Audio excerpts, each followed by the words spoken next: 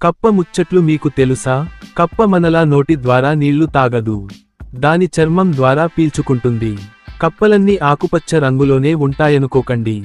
ఎరుపు, నీలం, పసుపు, పుత్తడి, గోధుమ వర్ణాల్లో కూడా ఉంటాయి. బంగారం రంగు కప్పతో మహా డేంజర్. దాని చర్మం నుంచి తయారైన 1 గ్రాము విషం 1,00,000 మంది ప్రాణాలు తీయగలదు. సూరినామ్ కప్ప భలే తమాషా చేస్తుంది. అది 100కు పైగా గుడ్లు పెడుతుంది. వాటిని తన వీపు మీదకు చేర్చుతుంది.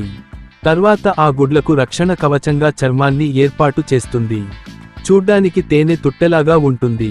12 నుంచి 20 వారాల్లో పిల్లలు బయటకు వచ్చేస్తాయి. కప్పలు మామూలుగా వారానికోసారి పై చర్మాన్ని వదిలేస్తాయి, పాములాగన్నమాట. దాని స్థానంలో కొత్త చర్మంతో మిలమిలలాడిపోతాయి. ఆ వదిలేసిన పాత చర్మాన్ని అవే తింటాయి. ఇండోనేషియాలో ఒక కప్ప ఉంది. దాని ప్రత్యేకత ఏంటంటే దానికి ఊపిరితిత్తులే లేవు. మరి గాలి ఎలా పీల్చుకుంటుందో తెలుసా? దాని చర్మం ద్వారానే. కప్పల్లో బ్లూ జీన్స్ కప్ప కూడా ఉంది.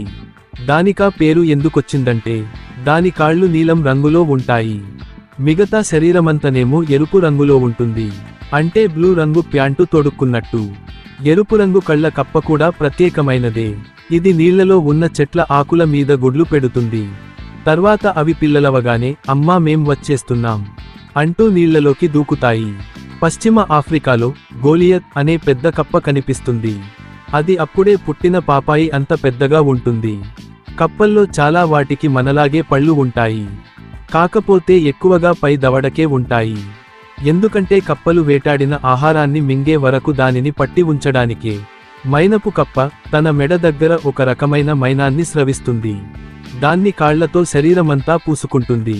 వేసవికాలంలో ఎండవేడికి చర్మం పొడిబారకుండా ఉండడానికే.